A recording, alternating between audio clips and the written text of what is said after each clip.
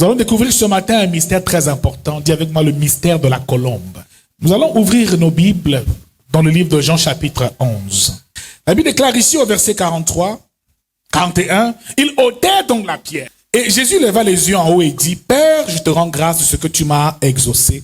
Pour moi, je savais que tu m'exauces toujours, mais j'ai parlé à cause de la foule qui m'entoure, afin qu'ils croient que c'est toi qui m'as envoyé. Le mystère de la colombe nous parle de ce qu'on appelle la simplicité. Dis avec moi la simplicité. Car lorsque Jésus dit, soyez prudents comme des serpents et simples comme des colombes, il nous fait entrer dans un grand mystère. Le mystère de la colombe, parce que la colombe est un animal qui brille par sa simplicité. Et voyez-vous ici, nous allons comprendre que la simplicité est un niveau d'élévation spirituelle, car tout homme qui est élevé spirituellement utilise la simplicité. Quand Jésus arrive au niveau de la tombe de Lazare et du tombeau, tous ceux qui étaient là s'attendaient à ce que Jésus fasse des incantations. Ils s'attendaient à ce que Jésus crie, parle, se roule par terre, fasse des simagrées, mais Jésus est venu, il dit ôtez la pierre. Quand il a regardé les hommes qui étaient autour de lui, il s'est rendu compte d'une chose, c'est que s'il n'ouvrait pas la bouche, ces hommes n'allaient pas croire qu'un miracle s'est réellement produit. Pourtant, Lazare était déjà mort et enterré. Lorsque Jésus arrive donc, il dit ôtez la pierre. Il n'a pas directement déclaré la parole, il a levé les yeux vers le ciel et a dit, Père, je te rends grâce de ce que tu m'as exaucé. Et il continue en disant, pour moi, je sais que tu m'exauces toujours. Mais j'ai parlé à cause des gens qui m'entourent, afin qu'ils croient que c'est toi qui m'as envoyé. Ce qui veut dire ici que Jésus lui-même dans son cœur était conscient que ces hommes n'étaient pas simples. Et il savait que les hommes n'aiment pas les choses simples et les hommes aiment les choses compliquées. Il dit, je sais que toi tu m'exauces toujours. Pour moi je sais, Père, que tu m'exauces. Mais j'ai levé les mains comme ça, j'ai fait tout ça afin qu'ils croient que c'est toi qui m'as envoyé. Les hommes aiment le spectacle. Les hommes aiment le spectacle. Les hommes aiment le folklore. Les hommes aiment les choses impressionnantes. Pourtant, Dieu opère les plus grands miracles dans la simplicité.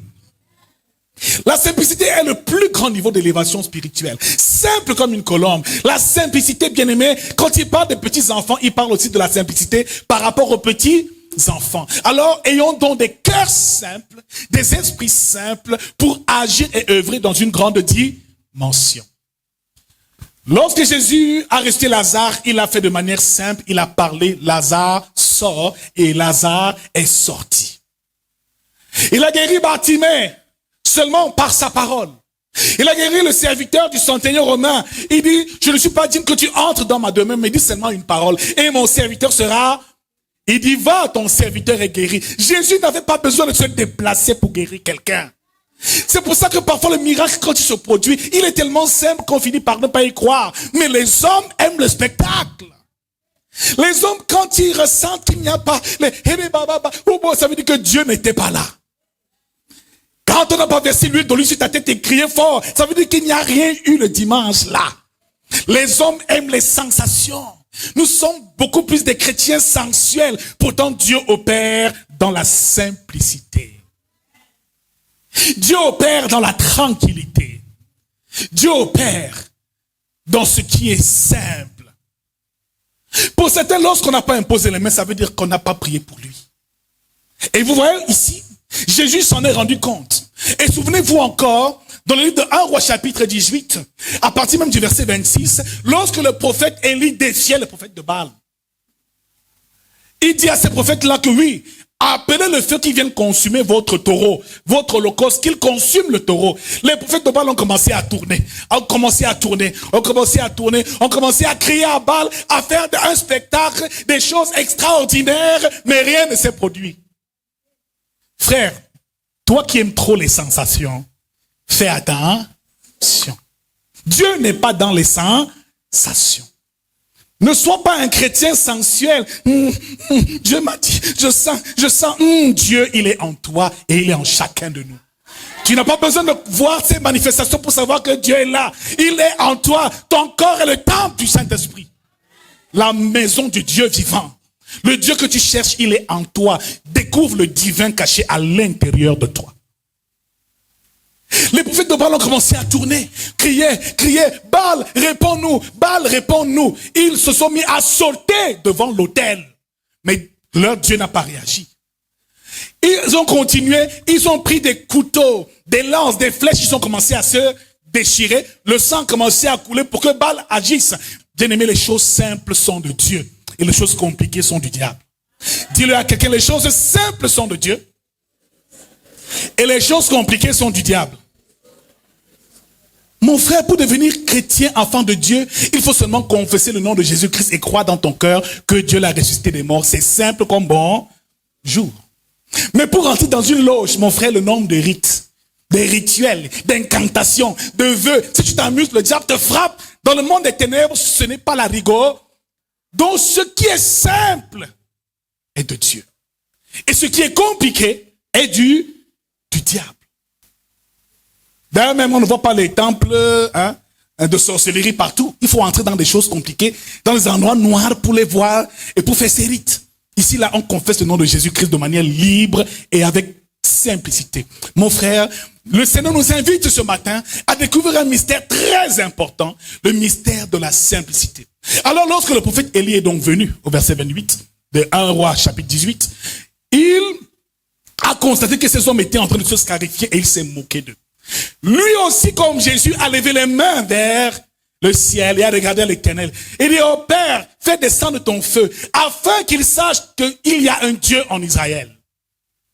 Afin qu'il sache que je suis ton serviteur. Et c'est ainsi que le feu est descendu du ciel et est venu brûler l'autel, activer l'autel, et le taureau a pris feu. Bien aimé, notre Dieu répond par le feu, mais il utilise les hommes simples.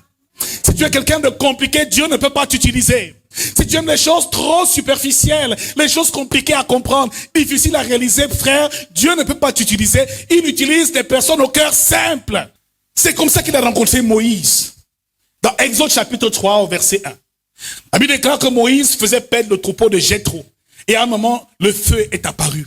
Le buisson ardent s'est manifesté. Mon frère, Moïse a reçu la visitation de Dieu, mais il fallait d'abord que Dieu le brise. Parce que Moïse, à l'origine, avait un cœur trop compliqué, en fait d'orgueil. Il était un prince de Pharaon. Alors Moïse n'était pas encore prêt pour accomplir la mission. Il fallait qu'il aille d'abord à Madian, devenir serviteur, commencer à conduire un troupeau de chèvres, pour ensuite être qualifié pour conduire le peuple de Dieu. Mon frère, Dieu cherche les hommes au cœur simple. Dis à ton voisin, as-tu un cœur simple? Les gens de personnes qui aiment trop les problèmes, qui critiquent tout, qui est jaloux des autres, qui murmurent, qui mal parlent, qui voient le mal partout et qui ne savent pas pardonner. Mon frère, ce sont des personnes qui ont des cœurs compliqués. Un homme au cœur simple pardonne tout, est patient, aime les autres et n'essaie pas de les juger permanemment.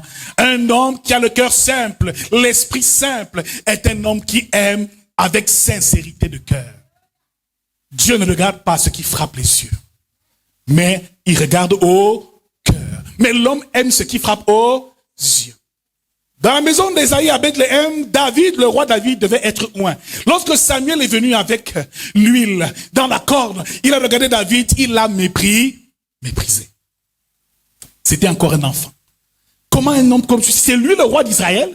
Il voit tous les frères de David sont des soldats, des gars baraqués et musclés. Il réalise que celui-là n'est qu'un petit enfant aux yeux bleus. Seigneur, tu es sûr que c'est lui que tu as choisi? Je déclare ce matin que Dieu t'a choisi. Quel que soit ton âge, Dieu t'a choisi. Dieu prend les choses faibles pour confondre les choses fortes. Il confond la sagesse des sages et des intelligents. Frère, Dieu aime des gens qui sont disqualifiés. Il aime les faibles. Il aime les simples. Et voyez-vous, même Jésus était un homme simple. Dieu même, s'il faut le réaliser, est, comme on peut dire, simple dans sa grandeur. Dieu est simple dans sa grandeur. Il est modeste dans sa toute-puissance. Fais bien attention, Dieu est simple dans sa grandeur. C'est le même Dieu qui, par compassion pour l'homme, a envoyé son Fils unique en toute toute simplicité pour se sacrifier, c'est un signe d'humilité et d'amour. Lorsque Adam et Ève ont désobéi au jardin d'Éden, bien aimé, la Bible nous fait comprendre ici que Dieu lui-même est venu voir Adam. Il dit, Adam, Adam, où es-tu? Vous pensez que Dieu ne savait pas? Vous pensiez que Dieu ne savait pas ce qu'Adam avait fait? Mais comme il a laissé Adam et Ève libres, il est venu les voir en toute simplicité, causer avec ses amis. Adam et Ève étaient des amis de Dieu. Dieu s'est reproduit en créant Adam et Ève. Alors quand il vient les voir, c'est vous dire, pourquoi vous avez fait ça? Avez-vous mangé du fruit? Il a tenté de les sauver. Mais ces hommes avaient le cœur endurci. Et depuis la chute, mon frère, l'homme n'est plus simple. Dieu est simple dans sa création. Tout ce que Dieu a créé, il a fait en toute simplicité, en toute pureté, en tout équilibre. Bien aimé, les saisons se succèdent. Aucune saison de bataille avec une autre. Le jour et la nuit ne sont pas en compétition. Tout est fait de manière orchestrée et organisée et dans un ordre précis. Les plus grands miracles se font dans la simplicité. Quand on utilise beaucoup d'éléments, le sel, les encens, les huiles, je ne dis pas que c'est forcément mauvais, mais la plus grande prière, le plus grand miracle quand il se produit, c'est lorsqu'on déclare la parole en toute simplicité. Il dit, va, je n'ai même pas besoin de te toucher. Ma prière ce matin, c'est que tu entres dans cette dimension de révélation. Que tu écoutes la parole et que la parole te transforme, touche ton cœur et te libère, brise toutes les chaînes. N'attends pas l'imposition des mains. On va t'imposer les mains toute la vie. Si ton cœur n'est pas transformé, les choses ne changeront pas. Donc fais bien attention. Les hommes aiment ce qui frappe aux yeux. Touche ton voisin, dis-lui, est-ce que tu aimes le folklore? Tu aimes les sensations? Alléluia. Dans Actes chapitre 8 au verset 9, Simon le magicien, à Samarie, faisait des miracles. Au point où il impressionnait les grands, des plus grands aux plus petits. Celui-ci est la puissance de Dieu, celle qu'on appelle la grande. Ils étaient impressionnés par les actes de magie. Mon frère, quand Moïse pose le bâton, il devient un serpent, mais aussi Pharaon avait ses féticheurs. Il avait ses sorciers qui faisaient les mêmes choses. Mon frère, fais très attention et sache discerner les choses. Dieu opère dans la simplicité. Dis avec moi, ce qui est simple est de Dieu. Et ce qui est compliqué est du diable. Je suis sûr d'une chose, c'est que si on vous avait dit qu'avant d'entrer ici, enlevez les chaussures. Ah, tu allais dire, il y a Dieu ici. Il y a Dieu ici. Tu enlèves les chaussures. On dit, hey, agenouille-toi avant d'entrer. Tu t'agenouilles. Tu entres à genoux avec ta Bible sur la tête. Assieds-toi là-bas. Quand il te regarde, le pasteur te regarde, baisse les yeux. Ces regards-là, c'est comme s'il y a le feu dedans. Dès que je regarde, tu baisses les... Quand tu sors, tu vas dire, il y a Dieu là-bas. Alléluia. Bien-aimé, certains peuvent être guéris simplement par la parole. Tu peux être guéri simplement par une offrande, Dieu te restaure. Tu peux être guéri par un simple témoignage que tu fais. Tu peux être guéri pendant la louange de l'adoration. Frère, Dieu utilise toutes les manières possibles pour la guérison de ses enfants. N'attends pas seulement que je verse l'huile sur ta tête. Et réalise que Dieu est en toi et il est partout. Alors ici, ça a été le cas aussi de Naaman le Syrien. Dans 2 Rois, chapitre 5, au verset 10. La Bible déclare que Naaman s'est mis en colère. Quand le prophète Élisée lui dit, va te jeter 7 fois dans le Jourdain et tu seras guéri de ta lèpre. Il a été contrarié parce que c'était trop simple. Quand c'est trop simple, l'homme ne prête pas attention. Quand tu entres dans un endroit, ça va être trop simple. Bien aimé, c'est dans la simplicité qu'il y a le plus haut niveau de spiritualité. Parce que je n'ai pas besoin de trop m'agiter pour chasser un démon. Je parle et il s'enfuit. Je regarde et il tombe. Le diable, il faut comprendre que l'autorité se manifeste le plus dans la simplicité. Je ne veux pas crier au fait des simagrées parce qu'il faut chasser un démon. Non. Dans Actes chapitre 3, quand Pierre est arrivé à la porte de la belle, il dit, je n'ai ni or ni argent à te donner à ce paralytique. Mais ce que j'ai, je te le donne au nom de Seigneur Jésus-Christ. Lève-toi et marche. C'était simple, non? Tous les miracles de Jésus étaient simples. La femme qui a touché son vêtement à la perte de sang, il ne savait même pas, elle a seulement touché son vêtement et elle a été guérie. L'ombre de Pierre guérissait les malades. Les vêtements de Paul guérissaient les malades. Mon frère, À un certain niveau, la puissance de Dieu est tellement sur toi que tu opères en toute simplicité. Même en dormant, quelqu'un peut être guéri en passant juste à côté de toi. Tu dormais, mais il t'a effleuré et il a été guéri. Donc il y a une dimension dans la marche avec Dieu. C'est la dimension de la colombe qui opère dans la simplicité. Quelqu'un est-il vraiment béni ce matin? Tu aimes les choses compliquées? Pose la question à ton voisin, tu aimes les choses trop compliquées? Je te dis, va, tu es guéri. Tu vas dire, papa, tu ne m'as même pas touché. Comme Naaman disait, mais il devait sortir pour prier son Dieu. Toucher ma lèpre pour que je guérisse. Mais il m'envoie me jeter 7 fois dans le Jourdain. Le serviteur de Naaman lui dit, mais vraiment, maître, il t'a demandé quelque chose de simple. Ça te coûte quoi de te jeter 7 fois dans le jour? Non, il voulait qu'il y ait du spectacle. Les chrétiens aiment le spectacle. Ils aiment les sensations. Quand il n'y a pas de feu, de cri, ça veut dire que Dieu n'est pas là. Il n'y a pas eu l'onction. Alléluia. Dieu opère dans la simplicité. Donc Corinthiens chapitre 11 au verset 2 nous dit, toutefois de même que le serpent séduisit Ève par sa ruse, je crains que vos pensées ne se corrompent et ne se détournent de la simplicité à l'égard de Christ. De la simplicité à l'égard de Christ.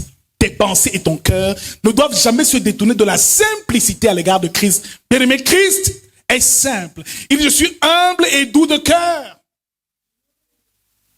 Christ est venu rendre les choses simples.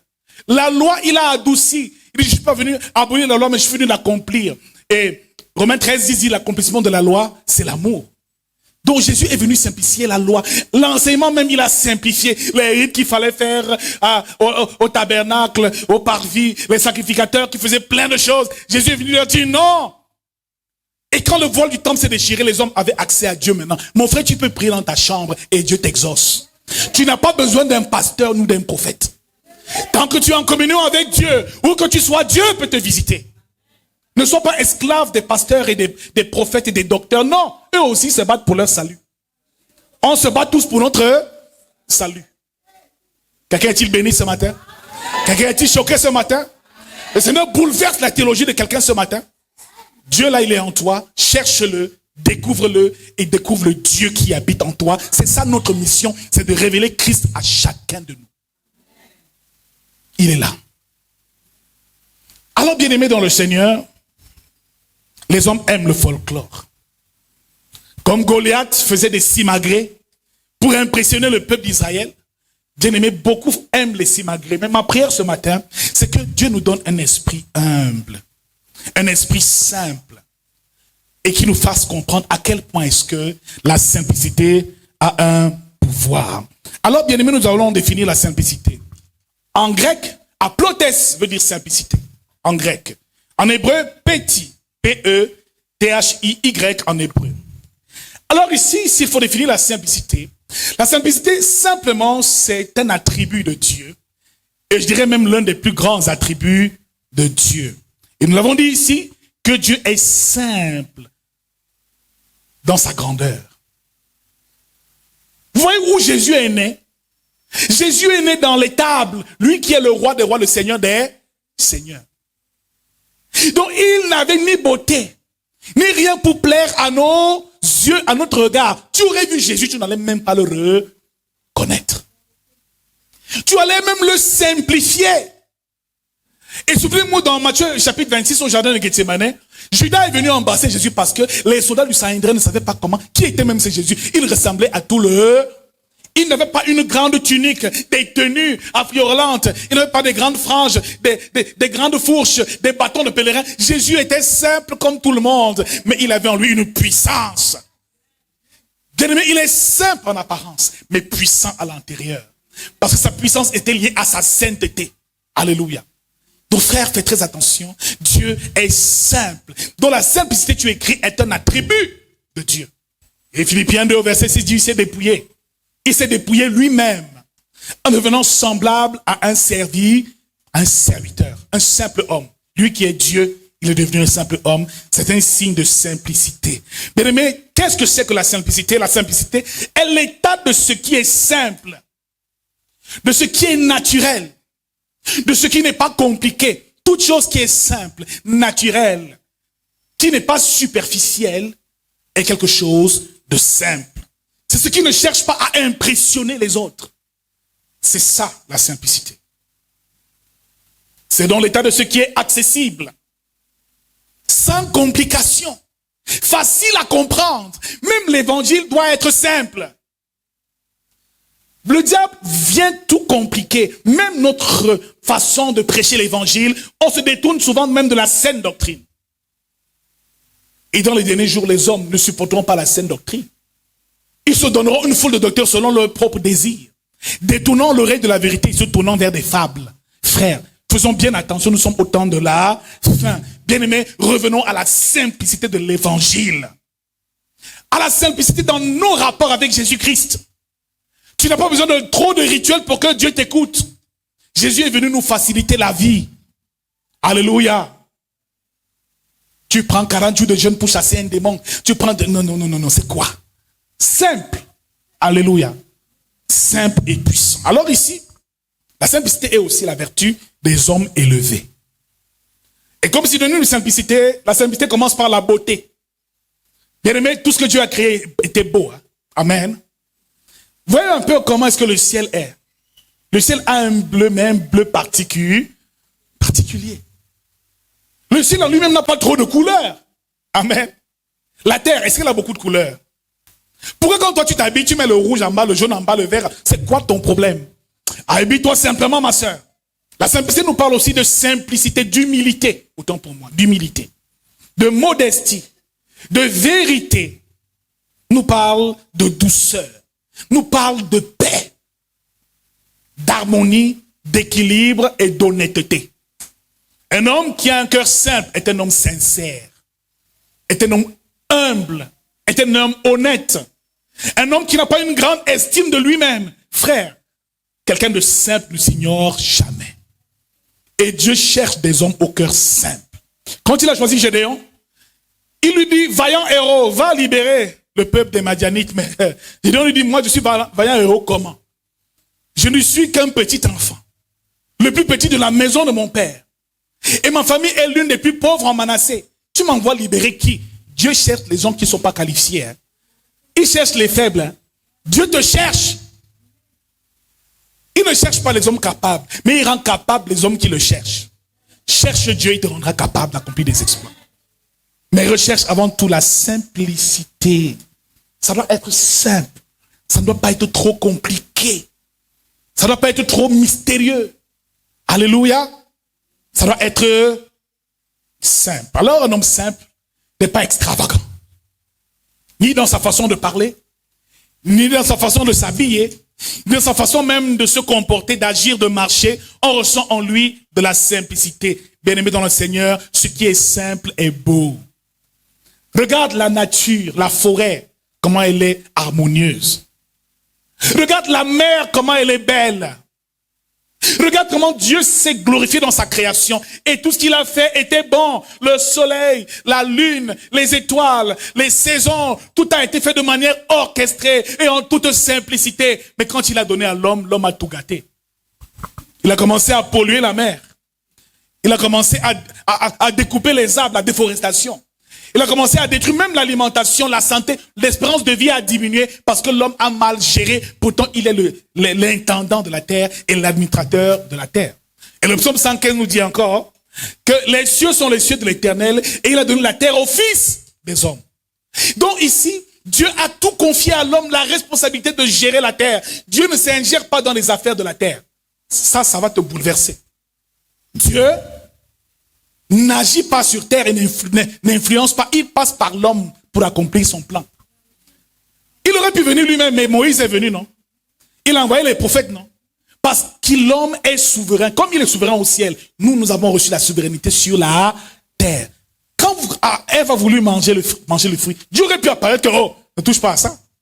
Mais il a laissé l'homme libre, l'homme indépendant. Il a donné à l'homme l'autorité sur toute chose. La souveraineté, il a donné à l'homme. Donc Dieu ne s'ingère pas. Tu ne pries pas, tu ne l'appelles pas, il ne vient pas. C'est pour ça qu'il faut prier. La prière est la clé qui ouvre le ciel et qui permet à Dieu d'agir dans ta vie. Tu ne pries pas, Dieu n'agit C'est pour ça qu'il y a des voleurs, des accidents, des meurtres, des guerres, des méchancetés. On dit Dieu, tu es où, tu es où? Appelez-le, il viendra.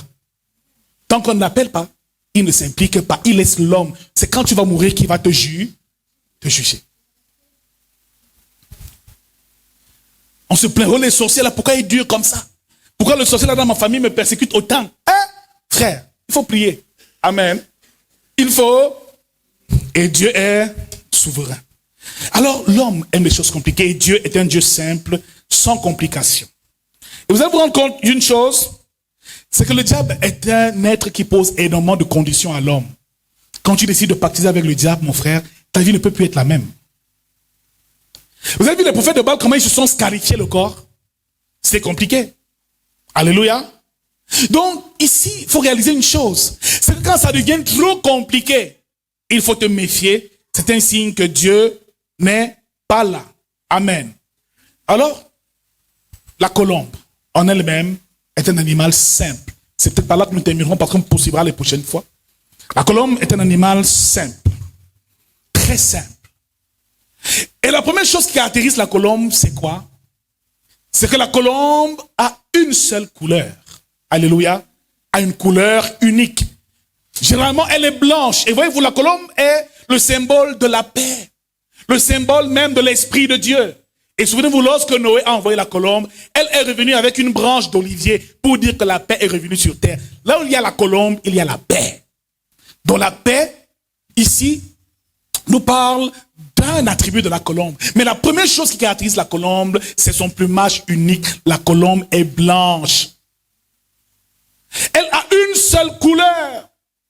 Et ici, l'unicité dans la couleur de la colombe, ici nous parle de la vérité. La colombe est vraie. Elle a une couleur unique. Elle n'a pas un plumage en multiples couleurs. Ce qui veut dire qu'a priori, elle n'est pas là pour impressionner les gens avec son plumage. La couleur blanche, la couleur de la pureté.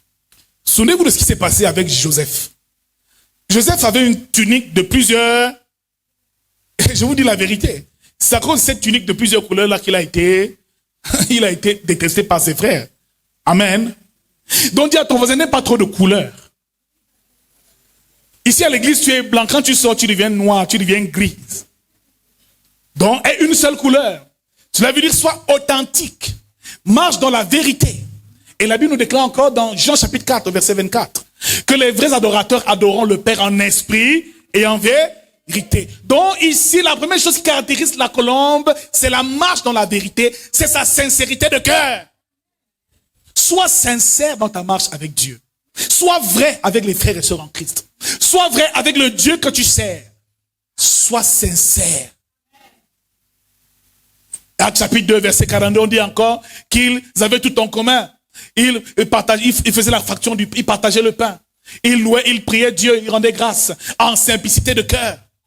Donc leur cœur était simple. Cela veut dire qu'ils avaient en eux une certaine sincérité. Dis à ton voisin, es-tu sincère avec Dieu? Sois véridique. Touche ton voisin, dis, es-tu sincère? Est-ce que tu es ici là ce matin par amour pour Jésus? Ou parce que tu cherches à régler tes problèmes? Non, sois vrai. Hein? Et tu sais, hein, Dieu sait, il sonde les cœurs et les reins. Il sait qui est là par amour. Il sait qui est là par intérêt. Mon frère, pardon, ne sois pas là par intérêt, sois là par amour. Sinon, tu vas durer ici. Oh. Les gens vont se marier en désordre. Toutes les semaines, il y aura les mariages. Tu seras la seule à ne pas être... Et tu seras frustré parce que ta motivation doit être l'amour de Christ. Sois sincère avec le Dieu que tu sers. Et une relation étroite avec lui. Ne cherche pas seulement tes bénédictions. Mais frère, un homme qui rencontre une femme, il lui parle, il lui fait la cour. La femme accepte donc d'être avec lui. Mais dès l'instant où l'homme se rend compte que la femme là, elle est avec lui par intérêt, les données vont changer. Dès l'instant où Dieu sentira que toi là, ce n'est que ton intérêt que tu recherches, ce sera très difficile pour toi d'être béni. Il sera très difficile d'être béni. Amen. Donc ici, apprends à purifier tes motivations. Cherche Dieu avec un cœur sincère. La colombe a un plumage unique. Cela veut dire qu'ici, elle ne change pas de face. Tu es à l'église, tu t'habilles d'une certaine manière. Mais quand tu sors dans le monde, tu t'habilles d'une autre manière. Tu dois avoir une couleur unique. Tu as le foulard ce matin, n'est-ce pas? Mais attends le soir si tu as encore le foulard sur la tête. Tu vas voir la chair avec une de ces mini. Les cheveux seront jusqu'ici. Donc elle a une couleur quand elle sert Dieu. Elle a encore une autre couleur quand elle est dans le monde. La colombe a une couleur unique. Soyons entiers, soyons sincères avec Dieu. Dis encore avec moi le mystère de la colombe. Deuxième signe de la colombe et deuxième symbole de la colombe, caractéristique de la colombe est le signe de la pureté. La couleur de la colombe est blanche. Cela veut dire que la colombe a une couleur blanche qui est le symbole ici de la pureté. Elle ne se salit pas n'importe quoi. Parce que son plumage est blanc, elle évite de tomber n'importe. Ici, le repère, c'est simplement la sanctification, marcher dans la sainteté. Quand tu reçois le Saint-Esprit, tu reçois la parole de Dieu, tu nais de nouveau, tu deviens enfant de Dieu, ne va pas te salir n'importe où après. Veille sur la pureté intérieure. Et laissez-moi vous faire une révélation, la colombe a en elle des substances qu'elle dégage, comme une forme d'huile qu'elle produit, qui lave son plumage. Elle n'a pas besoin de se laver, sa pureté vient de l'intérieur. Donc ta sainteté doit venir de l'intérieur à l'extérieur. Ma soeur, le make-up ne te rendra pas plus jolie que tu es. La beauté, c'est d'abord la beauté intérieure. 1 Pierre 3 nous dit encore cela. Il demande aux femmes de ne pas porter des vêtements extravagants, des bijoux, des tenues, et de veiller sur ce qu'on appelle la parure intérieure. Ma soeur, ce que l'homme va aimer, ce n'est pas ton make-up, c'est ta pureté de cœur. C'est que tu sois une femme humble et soumise. C'est que tu sois une femme avec qui il peut réaliser des grandes choses. C'est que tu sois une femme avec de la douceur. C'est ça qui attire un homme. Ce n'est pas ton make-up ni tes mèches brésiliennes. Je ne vous interdis pas de mettre toutes ces choses. Mais travaillez plus l'intérieur que l'extérieur. C'est pour ça que Dieu nous parle de la simplicité. Amen. Donc même dans le choix de tes vêtements, ma soeur, quand tu viens là, tu as les cheveux jaunes, les fards à paupières bordeaux, la bouche rouge, les pieds bleus. Non, fais attention. Dis-moi, sois simple. Sois simple comme une colombe. Alléluia. Et la Bible est claire là-dessus. Hébreux 12, au verset 24, nous dit encore, recherchez la paix entre tous et la sanctification sur laquelle nul ne verra le Seigneur. Bien aimé, le chrétien doit se sanctifier. La colombe brille par sa pureté, brille par sa sainteté, brille par ta consécration, mon frère. Ne sert pas seulement Dieu d'apparence, mais est une véritable profondeur avec lui, une véritable sincérité de cœur. La simplicité à l'égard de Christ, la simplicité de l'évangile, la simplicité dans l'exercice même du ministère. Mon frère, Dieu est un Dieu simple. Nous verrons plus tard d'autres attributs de la colombe et le caractéristique de la colombe. Et nous allons entrer même en profondeur dans la spiritualité profonde du mystère de la colombe. Alléluia. Cela veut dire qu'en réalité, plus tu seras simple dans l'exercice du ministère, plus la puissance de Dieu pourra être relâchée et activée dans ta vie. Alléluia. Quelqu'un est-il béni ce matin? Tout le monde dit lui, est-ce que tu es vraiment simple? Est-ce que tu aimes les choses simples? Est-ce que tu aimes les choses compliquées? Comme j'ai prêché là aujourd'hui, je ne t'ai pas imposé les mains, tu es fâché. Amen. Comme je viens de prêcher là, je n'ai pas parlé en langue, tu es fâché. Comme je viens de prêcher, je n'ai pas crié, ça t'énerve. Donc Dieu n'était pas là. Il était là. Il est présent. Donc dans cette spiritualité-là, qui nous renseigne sur le mystère de la colombe, on réalise que le Dieu que nous cherchons est en l'intérieur de nous. Amen. Tout ce que Jésus faisait était rempli de l'onction de la puissance. Mais la puissance de Jésus découlait de sa sainteté. Hein. Tu sais pourquoi est-ce que moi je connais beaucoup de choses. Les gens font des rituels dans la spiritualité, que ce soit des prêtres, que ce soit des féticheurs pour pouvoir faire des incantations, ils tracent des cercles, des pentagrammes. Vous savez pourquoi ils font ça? Vous savez pourquoi ils le font? Pourquoi il est obligé d'allumer la bougie, de brûler l'encens, de dire, voici le sel, voici. Vous savez pourquoi on utilise tous ces éléments? Vous savez pourquoi? Parce qu'en réalité, l'homme n'est pas pur.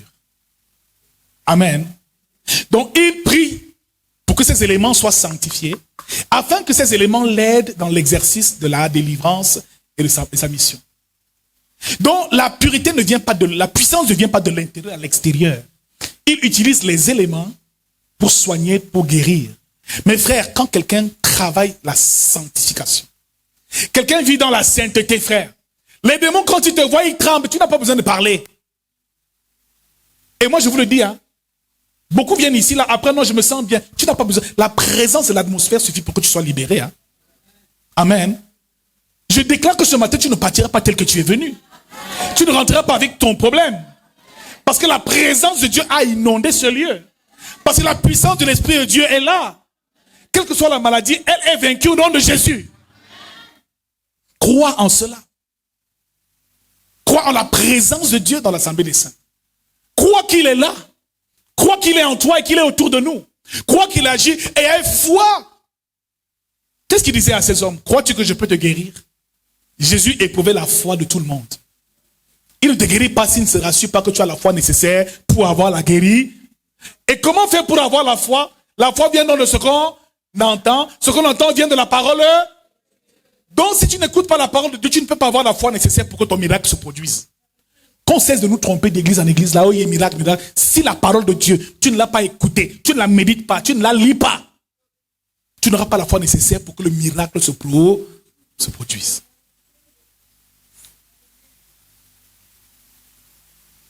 Jésus éprouvait tout le monde.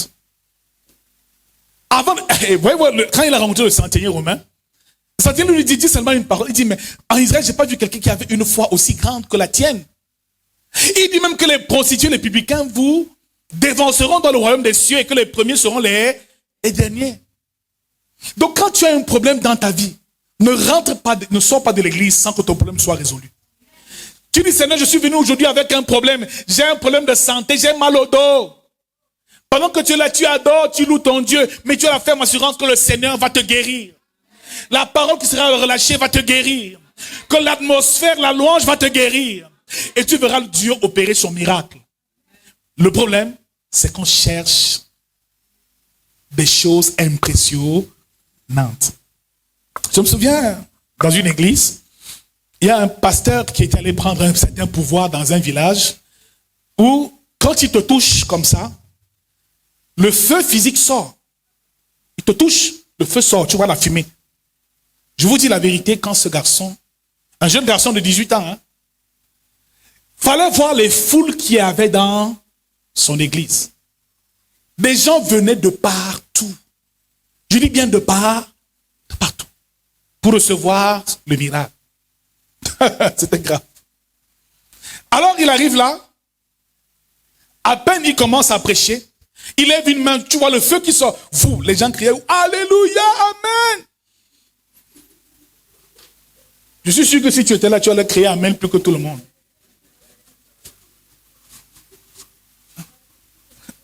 Amen. Dis la vérité, non. Si tu étais là, tu allais crier ou pas? Qui allait crier ici? Qui allait crier? Alors, le type, quand il te touche, dès qu'il enlève la main, le feu sort, vous, la fumée sort. Et j'en dis ça, Amen. Et tout le monde tombe. Ah, il m'a guéri. Guéri où? Guéri où? J'ai connu des choses. J'ai rencontré un homme de Dieu qui avait un pouvoir démoniaque. Quand il te regarde comme ça, là, il dit, il y a un serpent dans ton ventre. Je dis, oui, papa. Oui, papa, il y a un serpent dans... Attends, tu vas le voir avec tes yeux. Tu vas voir avec tes yeux. Tu vas voir maintenant. Il fait comme ça. Dès qu'il fait comme ça, tu vois un serpent, il met par terre. Le serpent commence à marcher. Les gens crient, waouh, le serpent. Non, l'homme là, et puis... Puissant où? Puissant où? Mais tu vois, dans notre église, on prêche seulement la parole de Dieu. Non, il n'y a rien ici. Seigneur, il n'y a rien. Je n'ai pas senti. On est sensuel, on aime les sensations. Qui aime les sensations ici? Quand il prie là, je l'entends. C'est là où on sait que Dieu était là. Dieu est là. Ah, le Seigneur m'a touché aujourd'hui. J'ai commencé à parler en langue. Mais Dieu là, il est en toi, ma soeur. Tu peux parler en langue autant de fois que tu veux. Connecte-toi seulement au divin qui est en toi. Papa, il m'a touché, je suis tombé sur l'onction. J'ai commencé à parler en langue, à parler en langue. J'ai senti mon corps était libre. Le soir, tu la vois, elle a sa mini-jupe, elle est au bar, en train de boire avec ses copines. Il faut cesser de nous fatiguer. Hein. Il y en a qui fatiguent le Saint-Esprit. Je me souviens, un pasteur était fatigué d'une sœur. Tous les jours, quand il commence à prier, elle commence à crier dans la salle. Donc, à un moment, le pasteur c'était déjà trop. Elle vient, dès qu'il la touche, elle roule la tête. Un beau jour, elle est encore arrivée comme ça. Au lieu de prier pour il a seulement, j'ai fait bon. Il dit, faut me laisser tranquille avec ton cinéma là. Faut me laisser tranquille. Elle est rentrée avec la joue qui chauffait, elle allait s'asseoir. Le jour-là, elle n'a même pas fait ces histoires-là. Elle est restée tranquille, calme. Amen. Donc, apprends à découvrir le Dieu que nous servons dans la simplicité et dans la douceur, dans le calme, dans la méditation. Dieu n'est pas seulement dans le feu, comme au jour de la Pentecôte. Il est aussi là dans les brises légères. C'est ça qu'on appelle dans la contemplation. Apprends à méditer les Écritures, à contempler dans le silence. Je ne dis pas qu'il ne faut pas utiliser ton autorité, mais il faut faire la part des choses. Qui a été béni ce matin? Qui a été vraiment béni ce matin? Alléluia. Qui a été béni vraiment ce matin? Ce matin, le Seigneur va te libérer en toute simplicité. Je ne sais pas quelle souffrance t'amène ce matin, mais je déclare que ce jour est un jour spécial pour toi.